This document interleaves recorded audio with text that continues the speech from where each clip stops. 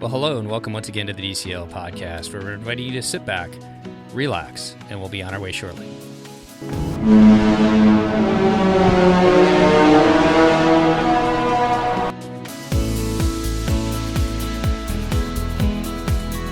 Well, welcome back to the DCL podcast, your podcast to help you and your family cruise a little smarter. And we're going to jump into the show today. We're going to try something a little bit different, do a dual trip report. But before we invite our guests on, I'd like to welcome back to the show all the way out in Florida. How you doing today, Christy? I am well, Steve. How are you? Not too bad. You're looking pretty chipper. I'm just going to laugh. All right, we'll leave it at that. Well, I'd like to welcome to the show. You guys, we've got two different cruise reports that we're going to talk about at once. But just getting off the Magic a couple of days ago, I'd like to welcome back to the show all the way from MouseGen, our fabulous Run Disney Rundown partners, Lake and Kaitie. How you doing today, guys? Hey, doing good. Happy to be here. Well, you know. It's a Friday week for both of us. And over in Tampa, just getting off the Dream, a last-minute cruise for him, his family, and his mom. How you doing today, Steve? Doing well. Not nearly as fired up as Christy, but I'll get there. We'll get into some different things. Well, you guys, I think we're kind of coming to an end of an era, and I think we saw that today with some of the IT changes and the fact that masks are coming off March 14th, which is that's a couple of days still now before the first sailings go, where you no longer have to wear masks in indoor spaces besides the Walt Disney Theater, and then some other different, the kids clubs, I think, for 5 and under still have to be masked. Is that right, guys? Yeah, the kids club, and then I think you just said, but I wasn't listening because I was trying to figure out my app. The Walt Disney Theater. Yeah. But I think we're kind of coming to an end of an era, at least for now. And things are going to try and go to a little more increased capacity and start to see things back to a little bit of a normal cruise. And both of you guys have taken a couple different cruises since the sailing started. I know Lake and Kaitie, you guys were like on one of the first cruises, if not the first cruise back, right? Second cruise back. Second cruise back. Okay. And that was on the Magic as well, right?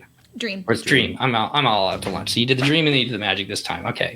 Well, let's just jump into it. Lake and Kaitie, you guys are on the Magic. Tell everybody where you guys left out of, and how many days it was and where you guys got to go. So we left out of Miami on the Magic, which is the first time sailing out of Miami for both of us. And the first time on the Magic. Yep. And then it was a 5-night. So we left Monday and we came back Saturday. And where'd you guys stop?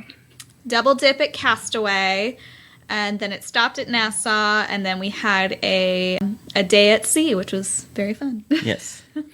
And kind of thinking back on this cruise, I got to see some pictures. Ed from the show, he's been on the show, was on a Carnival ship kind of stalking you guys. I think he was following you around a couple different places. He was in Nassau, then saw you guys back in Miami when you guys pulled in and pulled out. What was you guys' overall thoughts of this cruise? Some highlights maybe that you want to talk about? It was super fun cruise. Yeah. I think Lake is like in love with the Magic. That's all I kept hearing about the whole from the very first day. He's like, "This is an awesome ship. This is so cool," and it just got better. One of the literal smoothest sailings we've ever been on, and we really enjoyed ourselves on this one. I think it may be one of the top ones we've ever taken. Oh, I love that. So it was also a Marvel Day at Sea. Lake, what made the Magic so special to you? What was special about that ship? I think some of like the theming and design choices, even between that and the Wonder, and then when you compare the Wonder to like the Dream, the Fantasy, I think you can tell there's like kind of some quirkier like theming choices with it, and just like it's great. It's laid out well. I just think some of the stuff they did with it was a little bit more bold, whereas once you got with them to the Wonder and then the Dream, the Fantasy, some of that stuff was kind of like it's still well themed. All those ships are well themed. We love the Dream. We've been on that twice, but I don't know. I just thought there was so much like charm to the Magic, and you would never know that ship was like 30 years old. Oh, like no. It still looks so like sleek and modern. There's something about that ship, isn't it, Christy, that people just resonate to. I mean, we have so many people come on that talk about the Magic as their favorite ship. I think some of it's the itineraries that she sails, but I think it's something just about being the first ship, right? Yeah, I think so for sure. Well, Steve, you and your family transitioned from, were you going to go on MSC? Was that what it was? Yeah, we were supposed to go on MSC. It was get yourself a good travel agent. It was just like a huge mix-up. Okay. Yeah. But long story. I'll spare you. But you guys transitioned. You decided to go on a 4-night on the Dream with your mom. 3-night. 3-night. Okay. Tell everybody where that cruise went to and kind of give us some highlights. What were your thoughts of that overall cruise? Yeah, I mean, it's a typical cruise, except I think the thing that I liked about it was the fact that you had a sea day, which is very rare on a three-night cruise. So it just went to Castaway, which I am a huge proponent of not doing Castaway in the last day of any cruise. Just because or especially for me, it's just with two kids, we don't really get to sit around much on the beach. They're just very active and want to be engaged the whole time. So it's a great day, but it's a tiring day. And then when you come back and, you got to pack up and so on and so forth, it's like a bittersweet last day. So I loved that you went to Castaway and then you had a full day at sea on a 3-night, which is pretty rare. It's usually Castaway and Nassau. So it was nice. Yeah, I totally agree with you. Having that sea day before you come back is just key. I love that. Castaway just seems like you kind of go, and then you come back and you get a pack and get off the ship the next day when Castaway is the last day. So that's always a great way to do it. Mm-hmm. All right, so I want to touch a couple of different things. I want to get your guys' overall thoughts of this before we talk about maybe some specifics. But getting back to cruising now, what has it been like for you guys, like in Kaitie? How's it been different compared to before the pandemic over this short period of time with less people on board, wearing masks? What have been your overall thoughts about cruising back with Disney? Well, that's interesting because we were also on the second to last cruise before the shutdown on the Dream. Yeah, forgot about that. So we got to see a lot of the differences kind of before and after. Even this cruise, I think, was very different from the first one, or the first one back. Yeah, I actually remember thinking about that while we were on the cruise, how different first cruise back and this one was. For perspective, the first cruise back, that was before they even implemented the vaccine requirement. Oh, yeah. So this was actually our first time being tested at the port, because back then, if you were vaccinated, you didn't even have to get tested. So that was different. But as far as the mask rules, that was the exact same. It was the same. I definitely thought it was. Except they did start letting people take them off for pictures on this most recent one that we were on, selectively, depending on who you had. But most of the time, they let people take them off. Yeah, I think a lot of some of the spacing stuff and all of that was definitely not as enforced. When we got to the port, they tried to. Oh, the port was chaos. They were telling people, and they really couldn't. They were putting people into this line, throwing them in there, and then being like, "Oh, by the way, stand 6 feet apart." And we're like, "There's nowhere to go." There's 100 people in this 20-foot line. And then because everyone had to be tested on this one, it took us longer to get onto the ship than it did before, because we got to kind of lightning lane the line without having to do the test that first time. But I'm trying to think if there's anything else that was particularly different. No, I definitely felt this one felt closer to normal than. Felt more crowded. We were on a smaller ship, and I think it was about. It was about half. It was 1,600 people on board. Yeah. And Steve, how about you as far as your family? You got younger kids when you guys sail. How has the masks, this time period, has it been tough with the kids wearing them on board? What's your thoughts about your last 2 sailings?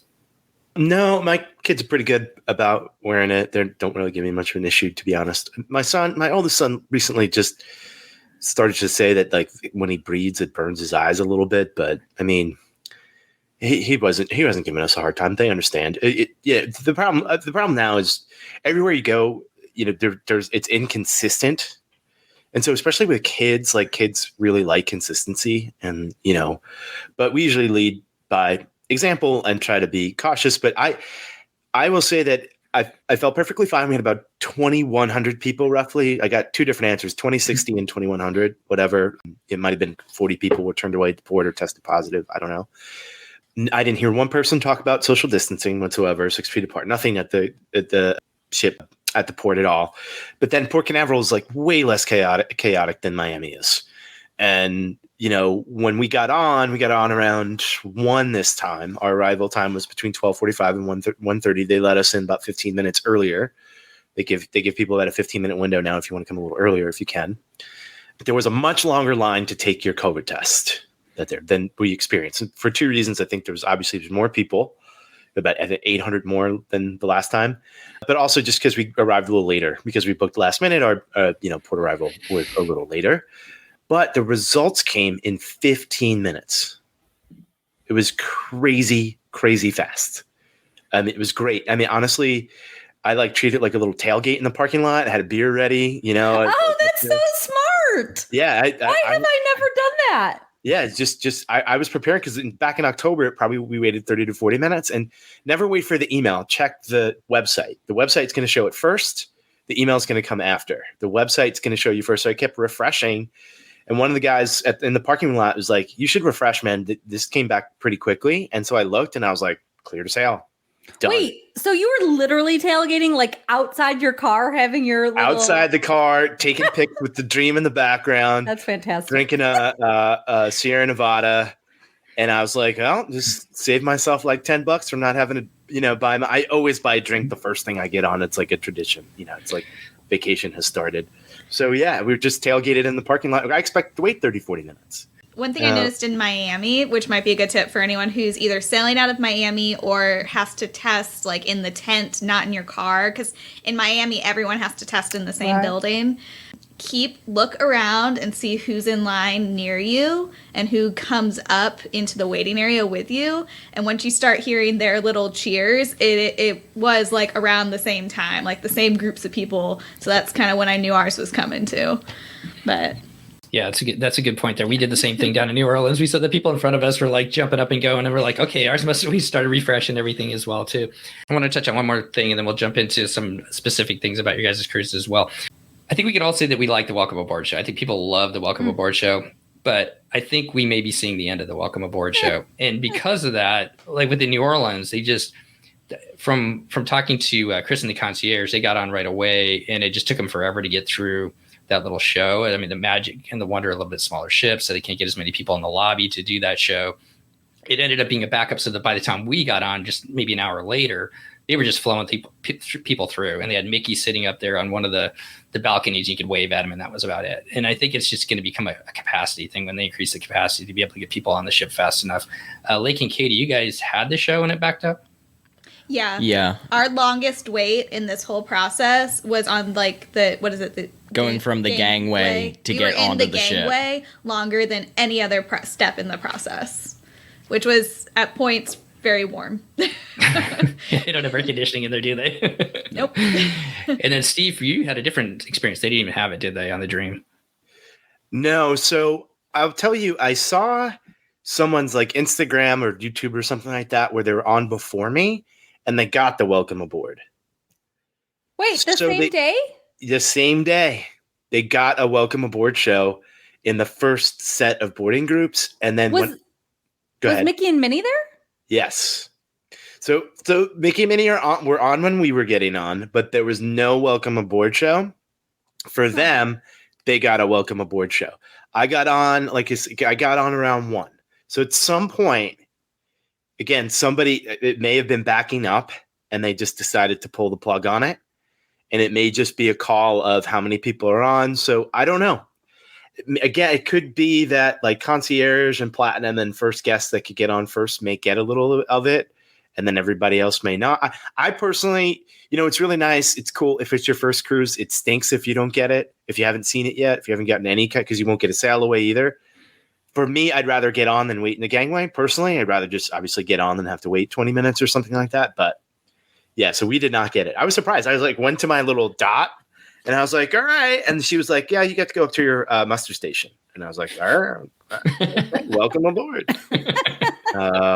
Which is really fast now and great. Oh, my God. The best thing ever. Yeah, my mom was pumped because this was her first time back on. And she just remembers the traumatizing days of me holding an infant while in the 400-degree heat on deck 4, like trying to stay still through that whole thing. And like, oh, my God, I cannot tell you, if you haven't been back, how much of a difference that makes to your first day, especially on a short cruise when the first day can feel chaotic, like 3 or 4 nights.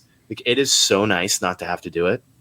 Well, and it used to like stop your whole, like that first day, like you could kind of start to relax, but you're like, it's like every 10 minutes they're like, by the way, don't forget 3:30 at your thing, 3:30, don't forget 3:30. It's like every 10 minutes. So you're like, oh, well, now I'm stressed because I got to be at this thing, but I want to do other stuff.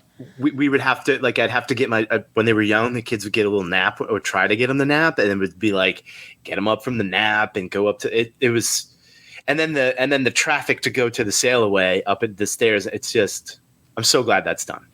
So I'm not saying that the Welcome Aboard show is dead for sure, but we'll see what happens when capacity increases. Okay, Christy, do you want to do dining or entertainment next? I forgot that you can't read or you're not reading the little chart that you sent us, but I added something to it just now. Sure, jump in. So what I think is a great question for both of you next is, what do you do that first day? Because I am a horrible person to talk about what I do because I like unpack or something stupid. But I think Lake and Kaitie, you sent us a bunch of pictures or posted a bunch of pictures of things you're doing. Steve, you sent us a bunch of stuff about what you're doing. So now I need to learn, what is it I'm supposed to do during that first few hours of the cruise? What do you guys typically do? Lake and Kaitie, why don't you start? Usually the first thing we do is get food. Either we usually kind of look ahead. We try to pick ahead of time whether we want to do cabanas or like the main dining room. In our experience, you have to get there pretty early to do the main dining room. So, and especially since this was our first time on the Magic, we decided to do cabanas, and we went right up there when we got there. Plus, we had gotten in the car at like 6 a.m. and we were really hungry. Ugh. So we did that. Then we usually just kind of start exploring, walking around, getting the lay of the land.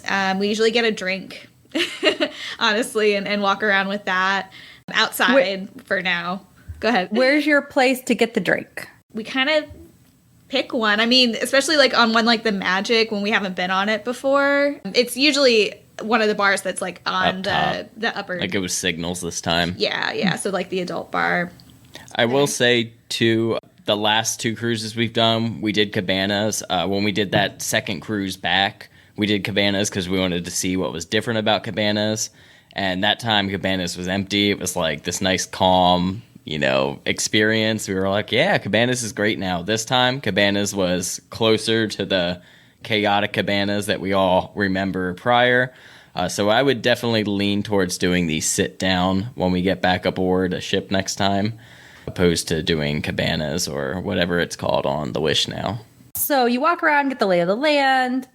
Yeah, and then we kind of we try to be those people who are like trying to get into their room like as soon as they're like taking the rope down. So Lake had like overheard someone ask someone a question about when the rooms would be ready, and so we were kind of getting down there a little early, but we got there right away, got our stuff inside.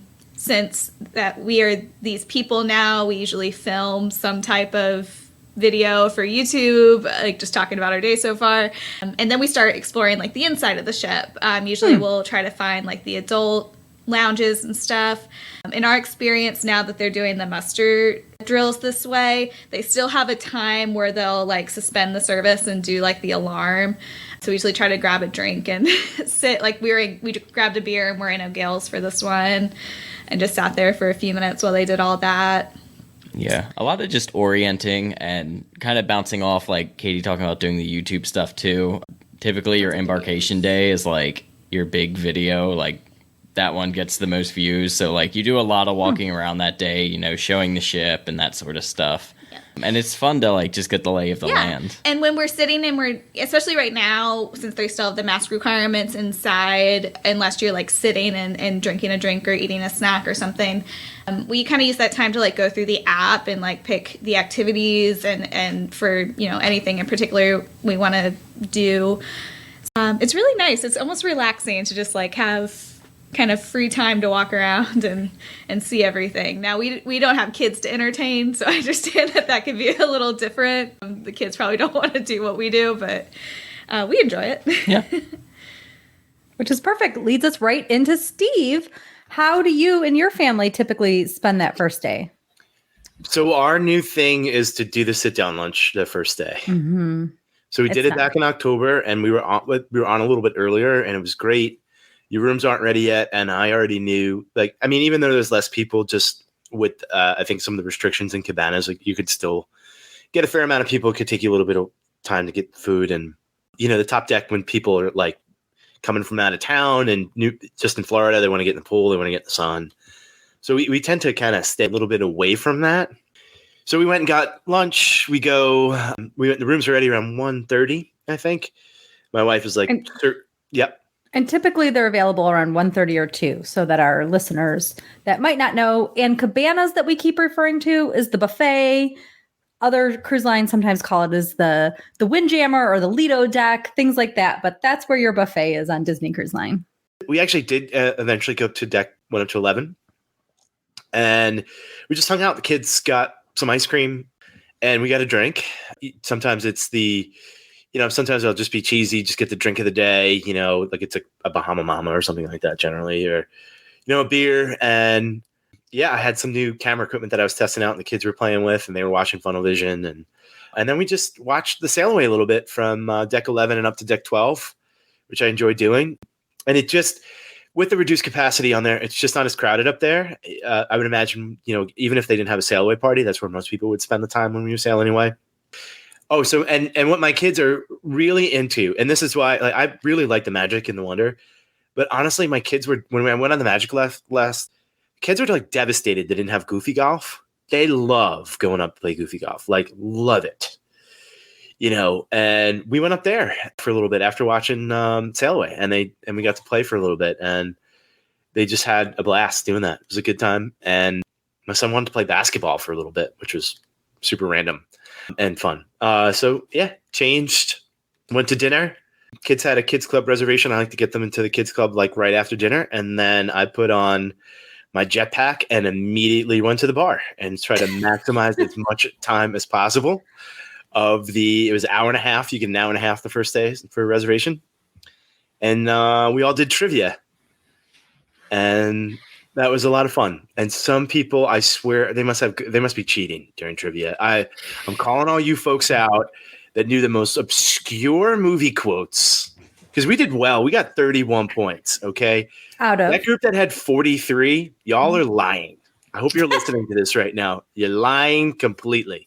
I think there's a lot of repeat cruisers that have seen this before and gotten those questions before. And I think there's also a lot of cast members too. They kind of maybe share it amongst each other that are cruising right now as well. So yeah, the quote would be like, "I love you." And they'd be like, "I know the movie." And you're like, "No, you don't. What are you talking about?" I know the movie, the year, and where they filmed it. Dubrovnik. Yeah.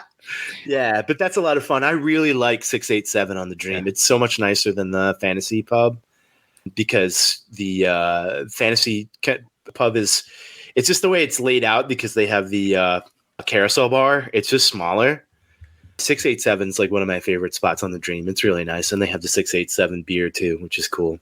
Does anybody know what 687 stands for? Why is it 687? We all know that, right? You tell them, Steve. So that was the ship number that was assigned when it was being built. And if you look around the 687 pub, you'll see some really nice photos of the Dream being built when it was, what was that, back in 2009, 10 when it came out. So really, really cool. So just kind of thinking back at this, we won't go like blow by blow each dining experience and everything like that. But here's a question I got for you. You guys have all cruised on the different ships and everything like that. And before the shutdown, you probably had a favorite restaurant. Now that you guys have both been back on these two different sailings, has that changed? What's your favorite restaurant now, Lake and Kaitie? Well, yeah. Cheater. Okay, we'll say out of the main ones, how's that? Out of the three? The included restaurants. Included, yeah. There's rules. I mean, I think of all the ships, I think Tiana's is probably our favorite. And then we definitely give a good shout out to any of the classic animators palettes. Though I don't know if the food is like necessarily as good, but Tiana's has definitely, I think, been the best food wise. Yeah, Tiana's I think is the top for me, food and theming. And then if we're just looking at food, I tend to go towards whatever they're like the Lumiere's, the French Royal kind of, Palace, French American, that atrium. I know people don't like the restaurant, but I felt like we've had good meals both times we were in Enchanted Garden. And that one time we ordered the entire menu. Yes. We did, yeah. The downfall of Enchanted Garden for me is that so far I've always had it on the last night of the sailing, and I am fooded out. So it just never tastes quite as good to me, I think, that night. How about you, Steve? Has your favorite restaurant changed, or your family's? No, at Dream Class ships, honestly, my wife is usually just... I mean, she's just better than me in general, just as a human being. But but like when I first ate at Enchanted Garden, I don't know what it was. I just felt somewhat underwhelmed maybe by the theme and the restaurant itself, but it's grown on me completely. And my favorite dishes, I think, are in Enchanted Garden. So Brian Flock, if you're listening, Enchanted Garden is fantastic. And I really like, Rapunzel's as well on Magic. Well, what are your favorite dishes from Enchanted Garden? Avocado Tower is so good. Is that the one with the tuna or something?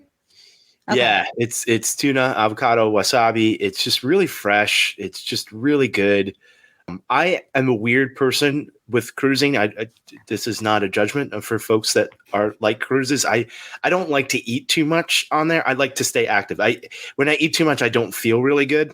So every night, like the server is like looks at me like I'm crazy. I never order dessert ever. I get an espresso every single night because I just want to have like a little bit of energy to get to the end of the night. I don't want to be tired, and I want to go out and have a beer or something like that. So I tend to just like.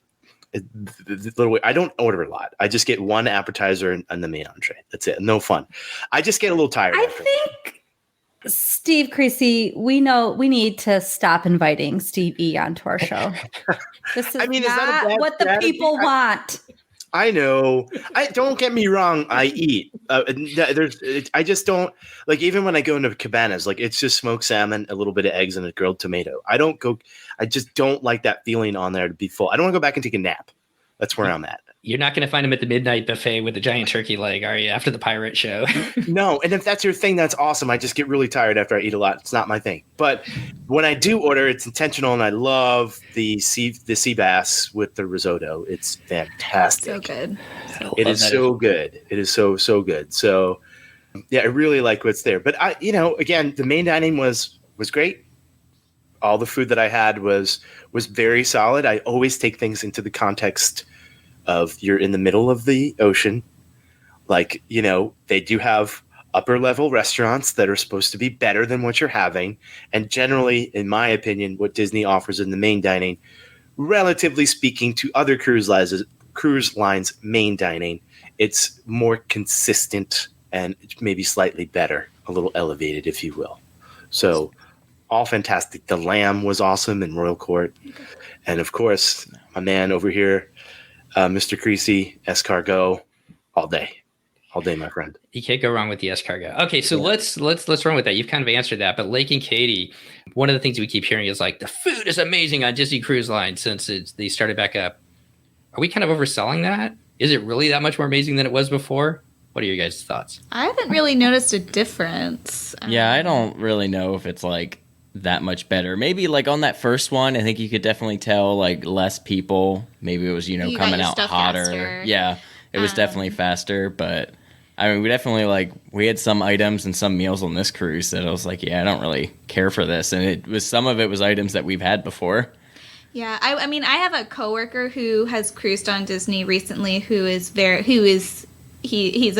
basically my boss. He's very picky food-wise, and he did say that after his most recent Disney cruise. So judgment, I would have to trust his judgment on that one. But just to be clear, he said what? He said it was better. He did feel like it was better quality and prepared better.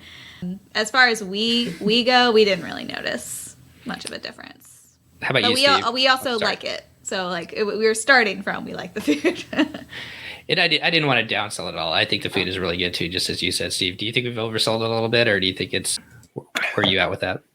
No, I think some people I spoke to a person the first night. It was his first cruise. I like speaking to first time cruisers. That's usually my thing is like roaming the ship after my kids are asleep and going to find like a random person to talk to. Like usually when Christy's on her fourth dream, that's when I'm hanging out. I'm at Currents and my buddy Evan. That's why he doesn't eat, so he could stay up and talk there to you go. in the nighttime. There you go, having a cigar and some tequila. He wasn't impressed. Now, it was his first night on. He ate an Animator's Palette that night, which I think is not the best of the three dining experiences on the Dream and Fantasy, but it actually was pretty good this time. And so I said, just like give it a chance. And he was going to Paolo, but I don't know. I think consensus is good. It's not for everybody. Consensus is good. Sometimes you may order something that also I tend to know what I like. So, and I tend to know it's really good from there.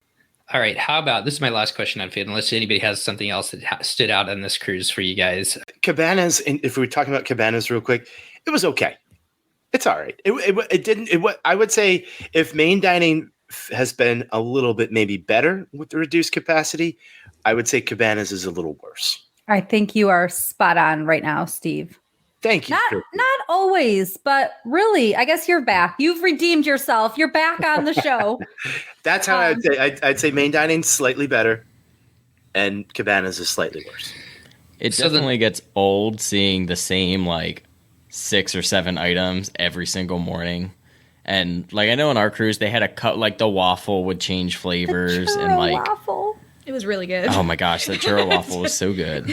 They will make that for you people if you're gluten free too. Just putting that out there.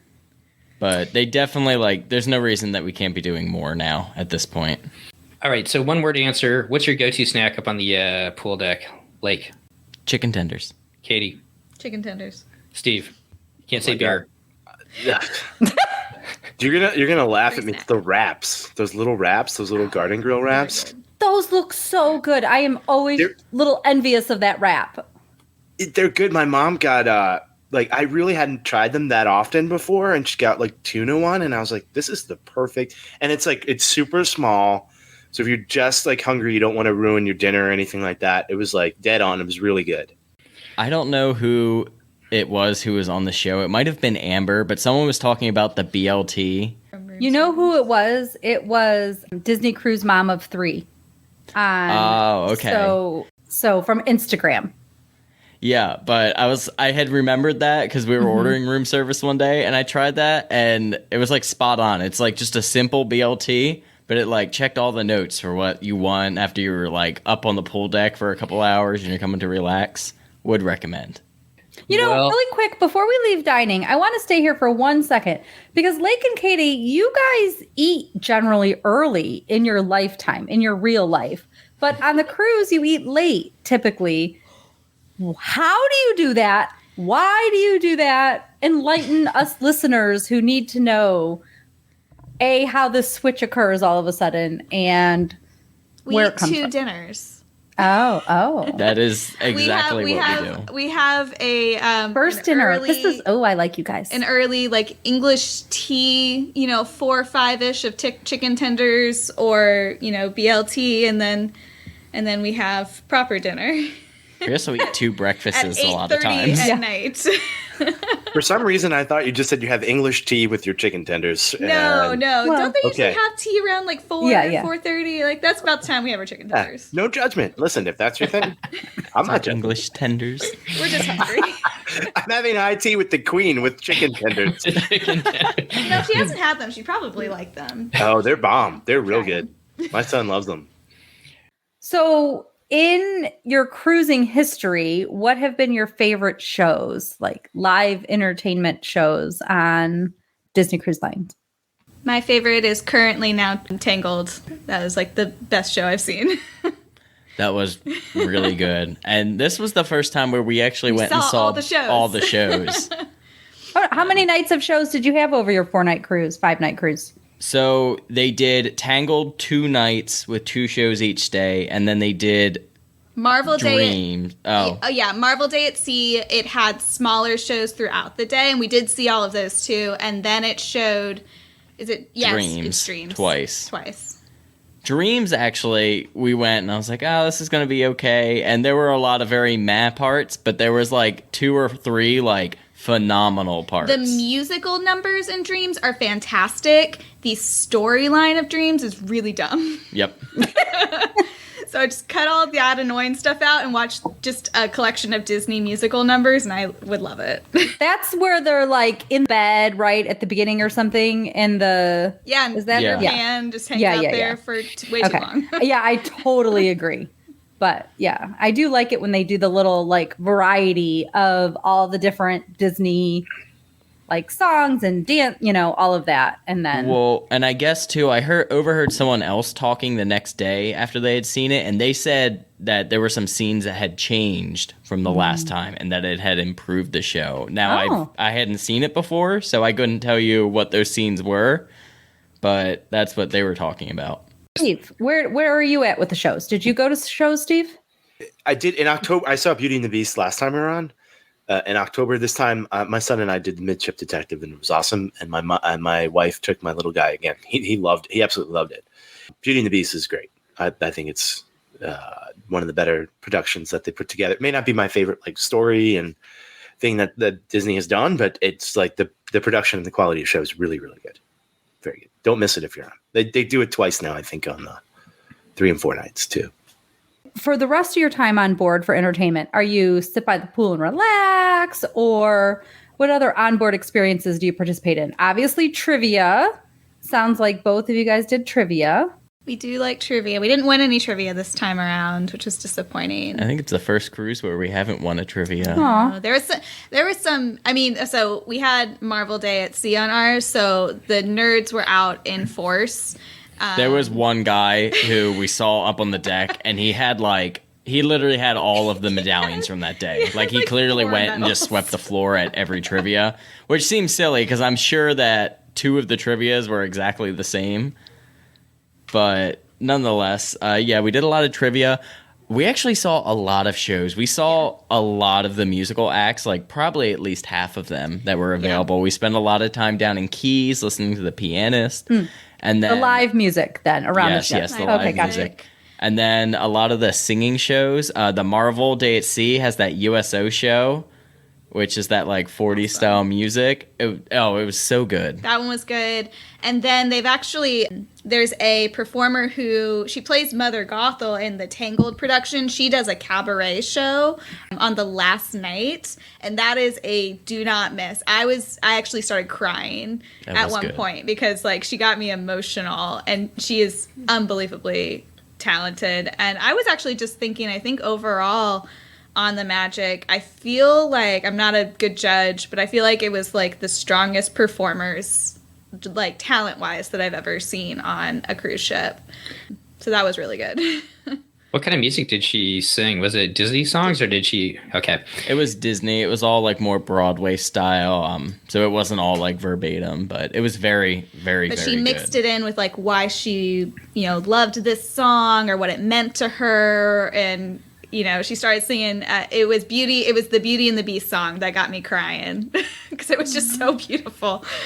If our listeners want to hear this, it's actually on our Instagram stories. They saved it. So it's in DCL_podcast, and then go to the stories. And I don't remember what this one was labeled, but find it, and probably Marvel Day at Sea, right? It was up in there. I think the Magic of the Wonder with Keys and the Magic and the Cadillac Lounge on the Wonder are 2 of my favorite spaces to watch live music. How about you, Steve? What are some of the things that you guys did entertainment-wise around the ship? We did, my wife and sons and my mom and my stepfather saw the Beauty and the Beast production.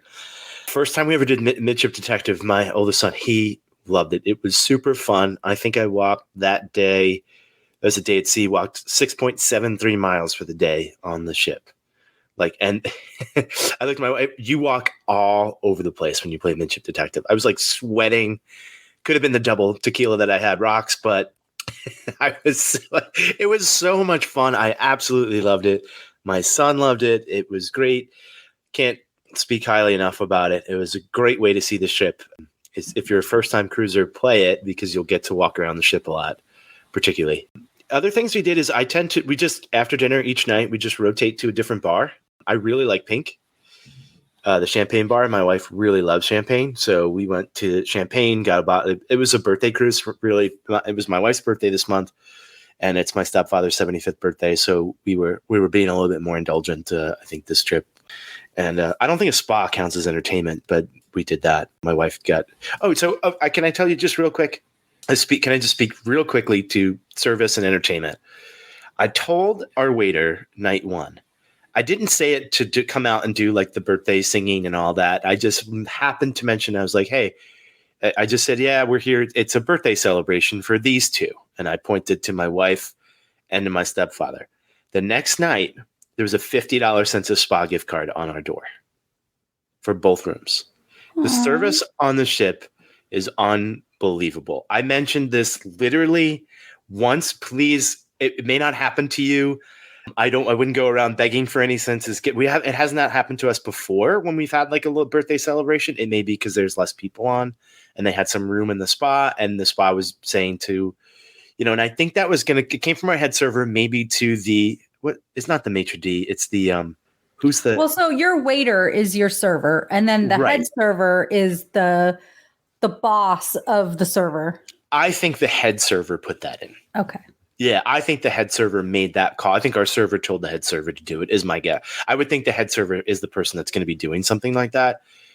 Absolutely fantastic. So I know we don't really see the head server that much. The head server that I had was super cool. I can tell you a little story about he opened the fantasy and was the first person on the aqueduct. Super neat. But just a little tidbit about service. Just absolutely fantastic. Who was it? Do you remember his name? Our server? Mm-hmm. No, the head waiter. The head server. The head server. Oh, he was from Bulgaria. I could see. I have to look at my pictures to go look. I think his name started with an N. He was kind of tall, wavy hair. Every head server we've ever interacted with, which has been a lot, because for whatever reason we really like to talk to them, has been amazing. And who are we thinking of? Allie? I don't know. The one we had on the dream, we had him both times, and he remembered us, and that was just really special. It is so special with how many people they have. Yeah, it's pretty cool. Yeah, so our entertainment was just rotating around to some of the bars, a little bit of music. I think that's is that the district? Where's that little lounge out? Where there was a woman playing the violin in there. They had someone playing some Disney music on the piano in pink, which was really neat. I felt like there was a little bit more entertainment, a little more energy happening this time around, and I really liked that. Whereas the parks being so crowded, it kind of gets to me, and it makes my experience worse. Excuse me. The cruise, there's like a sweet spot for people where I feel like it actually enhances the experience. There's a little bit of energy happening, live entertainment and stuff like that, so it was good. I think some of the early cruises that, didn't have a lot of people on it, it was almost like scary empty in some situations where you'd be like the only person in the atrium. And I'm like, okay, I'm not chartering a private yacht here. So yeah, everything felt a little more alive entertainment wise this time. That's how I'll put it. So, Steve, you like 687. You already talked about that. Do you have another favorite place that you guys would like to go to and hang out besides Pink? Or now that your wife loves champagne, thinking about the Fantasy or any of the other ships? Go get a drink in Cove Cafe at night. Cove has awesome top shelf liquor. Their baristas and bartenders are absolutely fantastic. They're doing a lot of tastings. They were doing some tastings in there when I was around that area. But go get a drink there. Either stay inside. Or there's some really cool stuff, old photos of Walt and stuff, traveling that are really neat. Cove is such a cool little spot. Love Cove. Love going up to my man Clifton up in Currents. My man from Jamaica. He was ready to go to Germany. Got a lot of cast members going up to Germany and opening up the Wish. Yeah. You just hit my transition point. Yeah, get her ready for me. Yeah. You just hit a good transition point. I want to think about Lake and Kaitie. Did you guys have any cast member experiences that you want to throw out there? And cheers to Dennis. He says you guys need to record shows on Facebook while I'm cooking dinner more often. This has been excellent company. Well, I've seen the food that you can cook, Dennis, and I need to come down to your place someday if we ever get invited, because you make some amazing dinners down there. Lake and Kaitie, did you guys have any cast member experiences like that? And then I know when we were on the Wonder, and as Steve just alluded, I'm sure you guys saw this on the Magic, so many people are going to the Wish that they're training so many new people. Our experiences with the cast members with the red ribbons, where they're earning their, what do they call it? Earning their ears? Earning your ears. Were amazing. Do you guys have any experiences you want to talk about? We had wonderful cast members this time. Like, this is the most, I think, all around standout cast members. Every cruise we've been on, there's been one or two that have like stuck in our memory, but almost every single person we interacted with on a regular basis was absolutely fantastic. Our the drink server, the assistant server, yes, Allie. Her name was Allie. She was from St. Lucia. She said she was going on the Wish. I intend to hunt her down and find her. She was just so friendly, and she was always looking for you on other places in the ship. She got us to go to Castaway and go to Cookies too, simply because she told us she was going to be there, which ended up being a really good decision. That was the best food we had the whole trip outside of Palo. At Cookies too? And Cookies too. Yeah. It was better than Serenity. But we also don't usually eat the steak, and I know they don't have that. Bringing some love to the family beach. Yeah. Our room steward, Ed. his name was Ed. so sweet.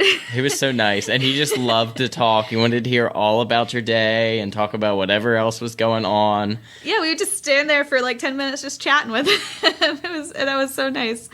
And then we got to know our Cove Cafe.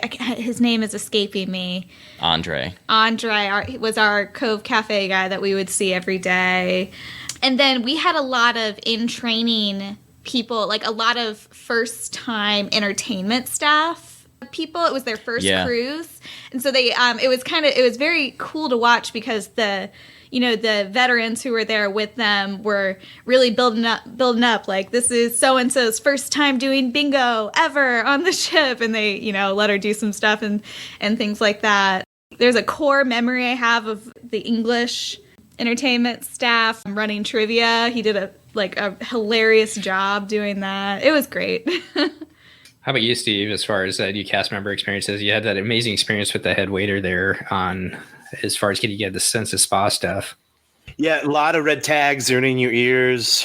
New folks. Our assistant server, actually, Andrew, was his first cruise without his earning his ears. And like the first night, he was a real sweet guy. He was a little nervous. I just was like, gave him an extra tip. We gave him all the encouragement in the world. I wanted him to feel, like he was going to knock it out the park. So really cool guy. Shout out to Andrew.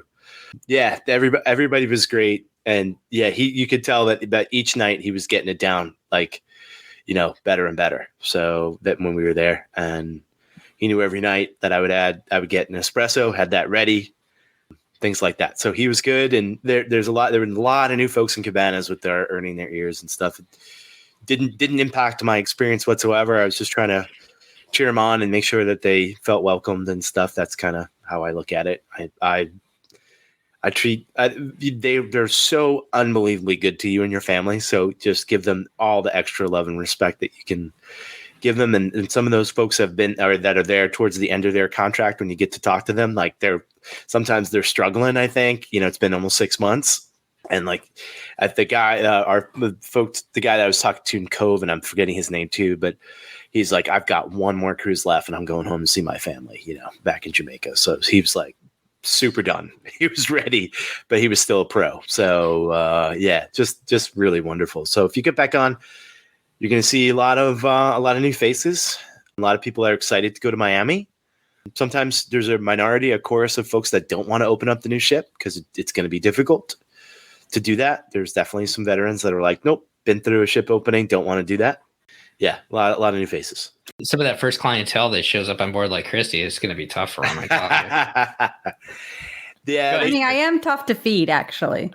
You got to go out to Germany. You got to train. You got to do test cruises. Well, and they have to make their own dinner. And for some of them, they actually really like that because they live in regular houses until the ship is ready. And so some of the crew think that's the best part of it, and they get to do different things and make their own dinner, and they enjoy that and clean up after themselves at various, all those. But then, others like to be on the ship so that they don't have to deal with that stuff. Yeah. A server who's really candid and open with us. He's like, listen, they're going to do a great job, but it is rough the first 3 months. And he's like, it takes a couple months to get it down. So imagine you step into a new kitchen, new restaurant. That's why they have soft openings, because they're trying to get it down, so they don't know their way around it. It probably looks way different back there than it does on, some of the older ships. You got folks coming over from Magic, the Wonder, the Dream. It's all different. So, grant them a little grace when you get on the Wish. Well, let's turn to Castaway. Lake and Kaitie couldn't do it right the first time, so they had to go back a second time in one sailing, and Steve got to go once. And we've all been to Castaway. You guys have been to Castaway several times. Here's a couple questions for you. What's your favorite place to relax on the island, Lake and Kaitie? Where do you guys like to go? Where do you guys gravitate to when you get off? Do you head right to Serenity Bay, or is there someplace else after you get done running the 5K? We usually, kind of like Steve, we try to stay a little bit active too. So usually the first bit of the day on a Castaway day, we do something active, either a 5K. Our first day, we actually rented bikes and rode those around for quite a bit of time because we had just run at Princess the weekend before, so we wanted a little break from running that day. So on the bike day, we rode around, and we actually went and relaxed over by the bar over by Serenity. And I swear they have new couches there. Yeah, they have new seating there. And it's padded, and it's so comfortable, and there was no one sitting over there.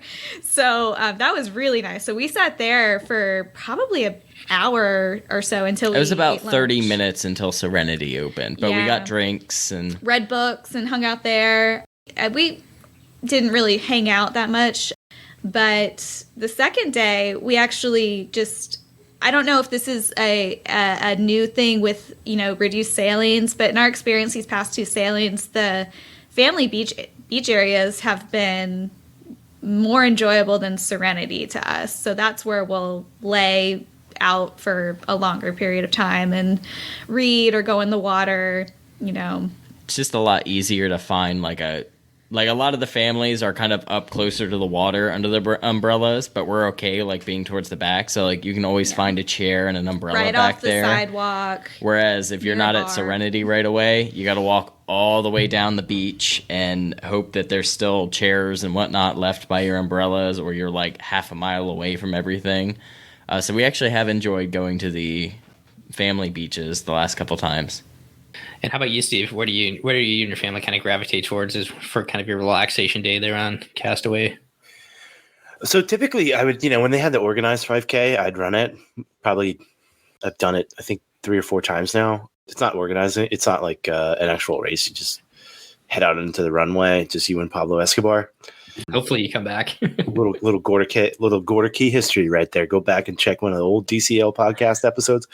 Yeah, so you can that, or I rented bikes. I've got some tendonitis in my right foot, so I stayed away from any of that. But we go to our same spot, and we go right by the snorkeling area on the far side, looking right by the Pelican Bay there, by the bathrooms, by Cookies, by the frozen like smoothie area over there. My kids have get the one of the smoothies from the bar every time, which I just found out today they're refillable.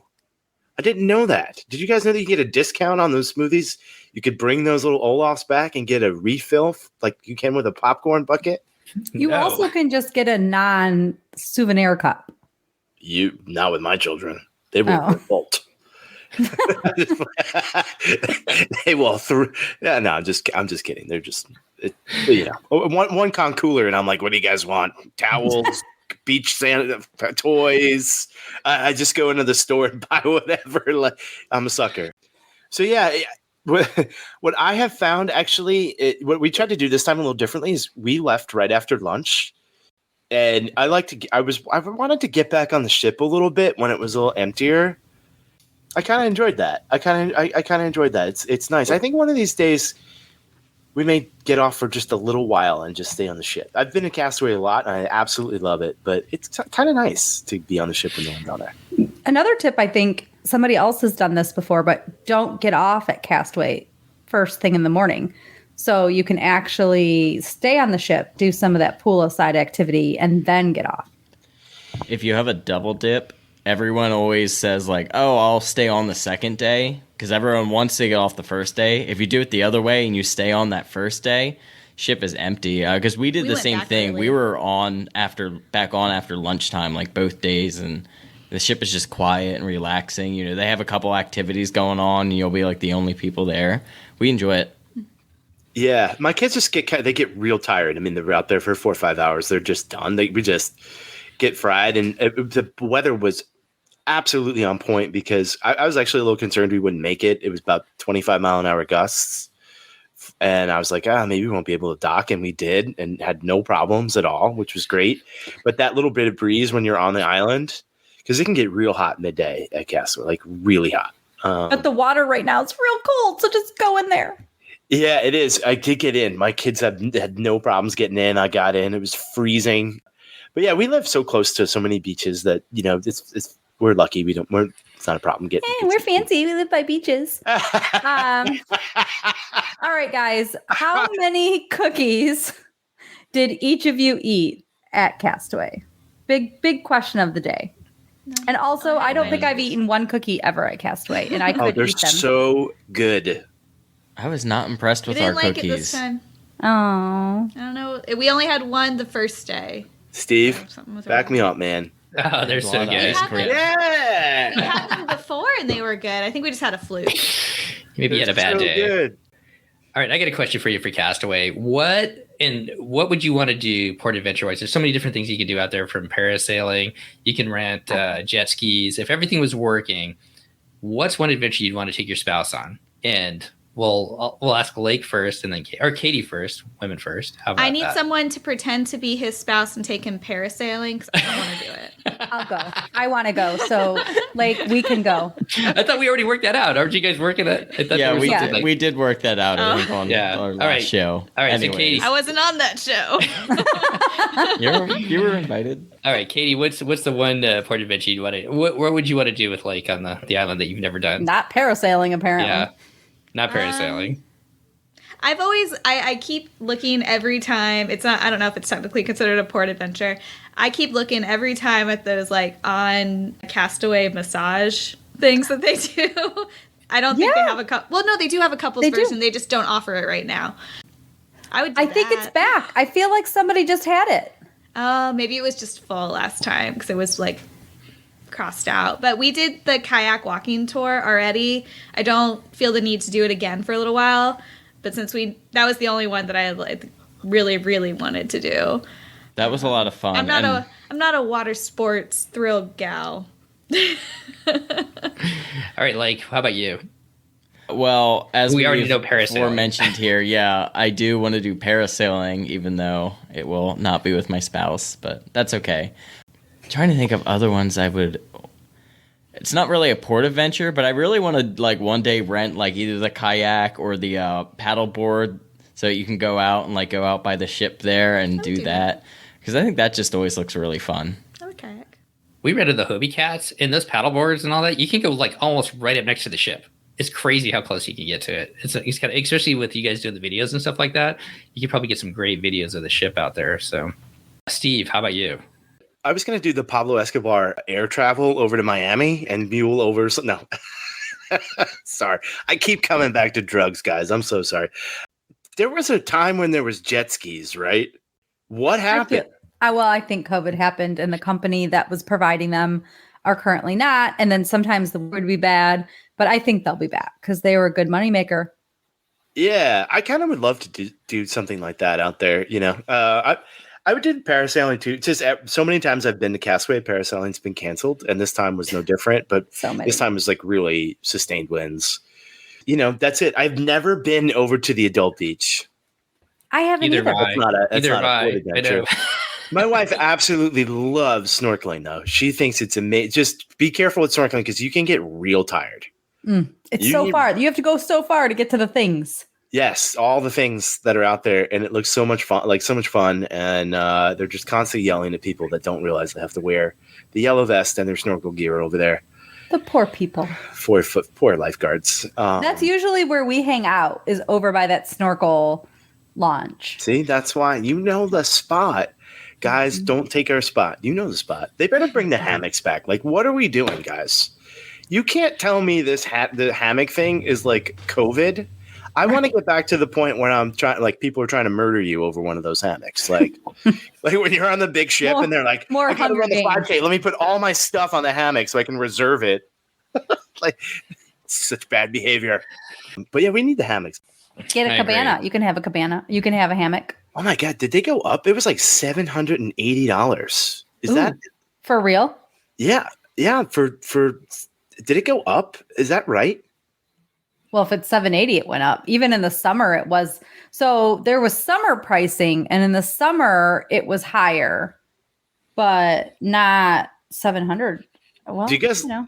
Lake, do you guys know? Did you guys see cabana pricing? I feel like it was like $700 and something. We did see cabana price. What I was surprised on was that a few days before booking closed, a bunch of stuff became available, including that grand cabana. Oh, wow. 4 Serenity Bay cabanas, and I think like 2 other Family Beach cabanas. Yeah. That Those- Wow. happened. The Serenity Bay ones are cheaper. They are, Yeah. yeah. I think those are like 5, 6. I feel like Christy should know this. Ooh, throw down there. Oh, The Serenity It just Bay got cabanas salty. used to be under $500, I believe, like $460 or something. And Yeah, that then sounds about the right. Family Beach cabanas used to be like $650, even this year. And then in the summer, though, they jumped like $100 or $150, which doesn't exactly make sense to me because it's hotter and I don't know. I think it But might have been about like 800 and 500 when I looked, because we were very close to hitting the button. I'm not gonna lie, but we didn't. they're so wonderful and peaceful. But while the beach isn't full, I don't know if they're as useful, like, because the cabana area at the Family Beach is like usually a serene little, like, glorious area. Yeah, oasis that you get to yourself, basically. You know, you're there with the few other families, but it's so much space. But while there's so many less people, I don't know. I haven't felt the need. I had one like booked for one of my cruises that we just were like, doesn't seem worth it right now. Well, before we finish up, Lake and Kaitie, you guys had a Marvel Day at Sea. I was just wondering if you could touch on some of the highlights there that stood out for you while you guys were kind of experiencing that on the Magic. Marvel Day at Sea was very cool. We were very impressed with most things. We did all the shows, and we saw pretty much all of the characters.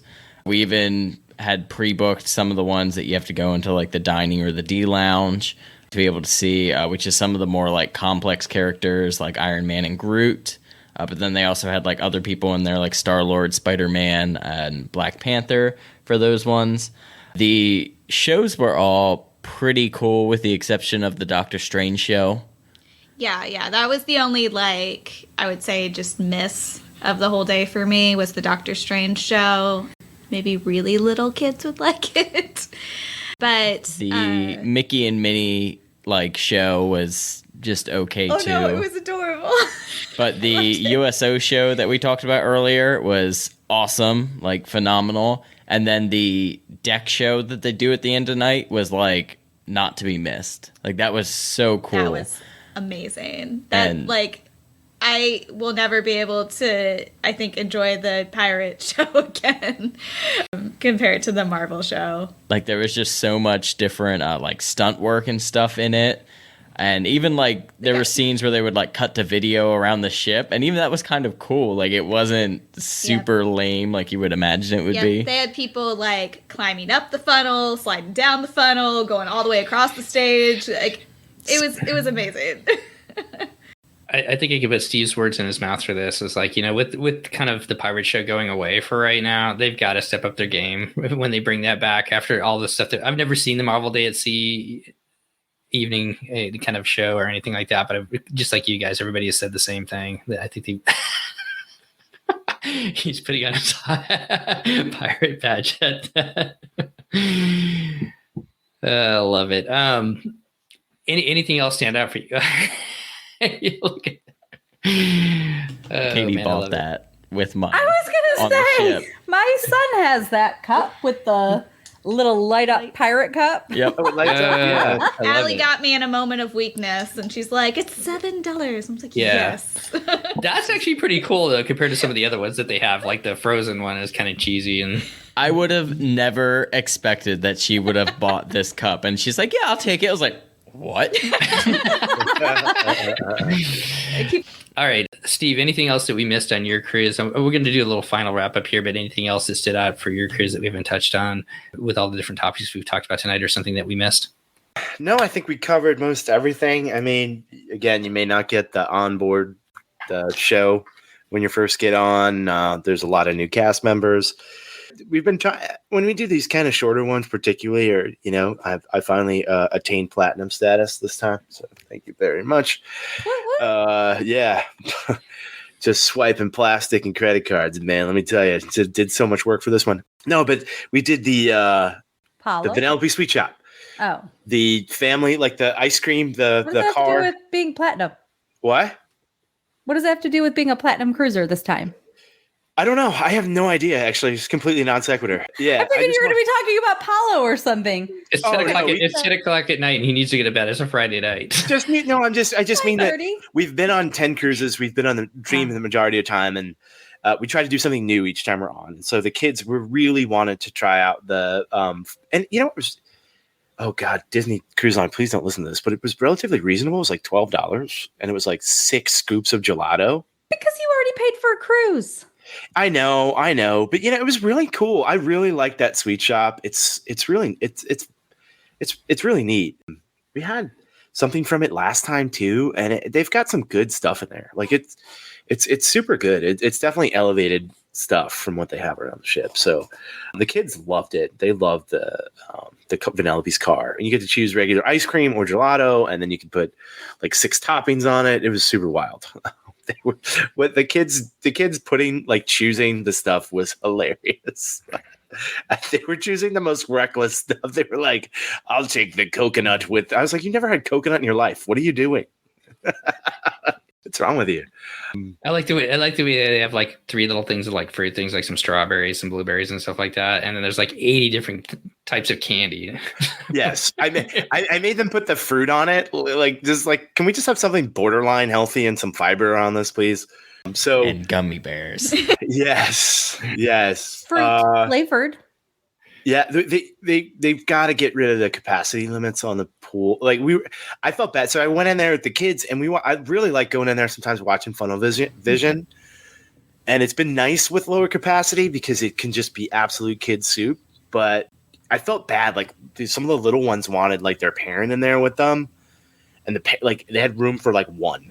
And it was like the little girl went, but like the mom was like, oh, "Okay, I'll watch you on the side." And it was like the Nicky pool, like the deep pool. And so I was like, my kids are pretty good swimmers. I was like, "I'll get out. You come in," So yeah, but other than that, we'll see. I think that we're right at the precipice of the transition. Christie's cruise is probably going to look a lot different than what ours look like. It is spring break here. I saw in the Tampa Bay Times today, Steve, you may know this already in some regard, pre-pandemic levels of travel worse than 2019, higher than 2019, I should say. Something like 360,000 people are local colleges are on spring break and coming through TPA, and I don't know, crazy numbers. So travel is back. Yeah, I hope you guys have a safe vacation. If any listeners are going on cruise line for spring break, Christy, you're going. I hope it works out really well for you guys. I am absolutely jealous that you're going that week. That would be nice, but it was a great short trip, and it's worth it for us because we're 2 hours from the port, so I don't mind the shorties. And Lake and Kaitie, kind of final thoughts about your guys' cruise, being on the Magic for the first time. I think, like Steve said, kind of maybe I don't want to overemphasize like it's an end of an era because we're just moving on to something else. But kind of final thoughts about your last couple cruises and moving forward. We definitely felt changes, and exactly like Steve said, you could see it going towards that change. I mean, adult pool area on the Magic was like hopping. I've never, even before the pandemic, never seen this many people just hanging out together at the pool. I could hear the whistles of those changing in the family pool of like back on our previous cruise. They didn't have to change it because there weren't enough people in the pool at the first one back. So I think they're definitely going to have to start changing those capacity limits very soon. But for our specific cruise in general, I think it was a fantastic time. Oh, yeah, absolutely fantastic. I mean, some benefits, though, to, having more people back aboard the ships. Cast More members activities. are making more money, more tips. So that's great for them and their families. And, hopefully with more people, we are seeing, all the new earning my ears. We're getting more crew, which means more entertainment, more events going on. So there are a lot of good things that come out of it as well. That is something too that changed from that first cruise back after the shutdown. Was there was definitely limited activities offered during the days, and it was almost hard to find something to do. That was a little bit better this time. They're definitely having more staff, having more activities, and I think that's good positive change. Yep. Nursery's still closed too, by the way. Yes. Yeah. Hopefully that'll be coming back soon. Well, with this group, there's always a next, and Christy's going to be on the the Dream here in 3 days. Holy cow. Can't wait to see how that goes and everything like that as we kind of transition in. Steve, let's start with you. What's next for you and your family? At the moment, it's the Wish in the fall, November. 3 day, 4 day? 3 day, yes. And potentially one more Wish after that. We'll see. After a marathon, we'll see. 40th birthday gift. There we go. I think a lot of people are excited to be on the Wish. How about you, Lake and Kaitie? What's next up for you guys? I know that, Steve, I guess you're not going to be there for the spring weekend for Run Disney. I know I'll see you guys down there for the spring surprise weekend for Run Disney. But after that, what's next for you guys cruising-wise? Yeah, so we will be on the Wish this summer. We're very excited for that. It is an earlier sailing. I think we're looking at a after marathon weekend one as well. Potentially. Although we heard that someone might be doing like Wish in November, we could be down with that too, you know. Wish in December. Right I think before we're just Christmas. keeping an eye on where those Florida rates take us. Yeah, maybe look at some weekends and That ain't happening on the Wish. And we definitely like this after Run Disney gosh, cruising that was thing. So fabulous. that's definitely going to happen again. The only bad thing is after the Run Disney weekends, the January one will be really good because that's not a busy time for me. But all the other Run Disney weekends are like deadlines work-wise. Like it's not great. Well, jump on that January Wish one if it works into your schedule. So, well, I hope you guys enjoyed this. It's a little bit wonky to do two different cruise reports at once, but I thought it was kind of fun to bring this kind of group together and kind of hear you guys' experiences. We sailed kind of through a little different era, and as the capacity changes and increases here, I think we have all talked about different things where people are going to experience things just a little bit differently, maybe back to normal on the Disney Cruise Line ships. So, well, before we get out of here, Lake and Kaitie, you guys run MouseGen over there. You guys put up some amazing videos of all your different cruises. I can't wait to see some of the stuff that comes out of the Magic because just like you, that's one of my favorite ships, if not my favorite ship. Where can people follow along with you guys, and where can they get in touch with you? So YouTube is our main focus. That's MouseGen. Go ahead, subscribe, follow, all that fun stuff. I'm working my way through our princess videos right now, and then hopefully starting around next week, we'll start to see some of our cruise videos. But we'll have vlogs from every day. We did a tour of Castaway. We did a tour of the ship.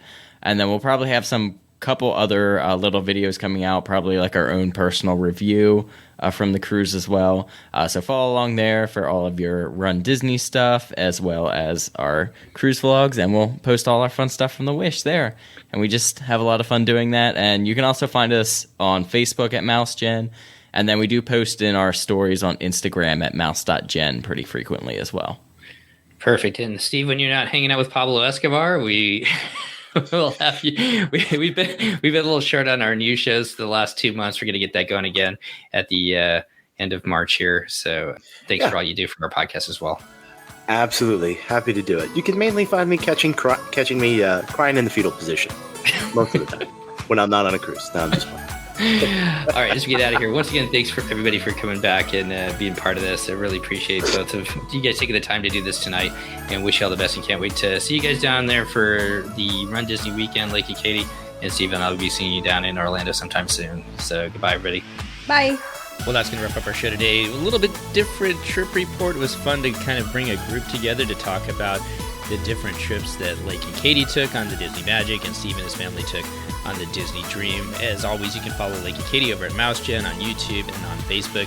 They put together just some amazing videos of their cruises and also all of the Run Disney events that they attend. And Steve, part of our podcast, and over at the Run Disney Rundown podcast as well. Always a pleasure to have him with us as well. Well, if you've been enjoying this episode and you know others who would enjoy it as well, we sure would appreciate it if you'd pass it along. That helps us get a little bit better known in the Disney cruising, the Disney podcasting, and just the cruising podcasting space as well.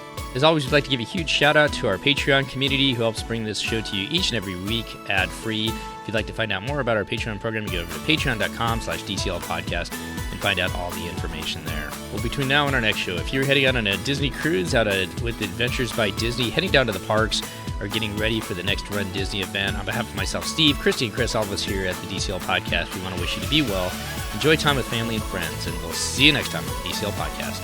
The DCL podcast is not affiliated with the Disney Cruise Line, Walt Disney Company, Adventures by Disney, or Run Disney. All of the opinions expressed on our shows are those of the hosts and the guests who appear on the show. If you have any questions about any of these products, please contact the Walt Disney Company.